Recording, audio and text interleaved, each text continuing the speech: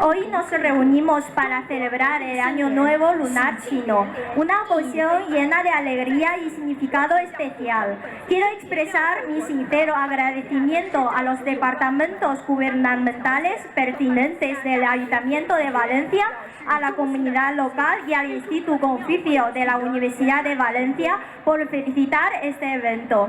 Les deseo a todos el éxito en esta feria. Y sepan que tienen en el Ayuntamiento de Valencia a un aliado de colaboración para poder poner en valor la cultura china en nuestra ciudad.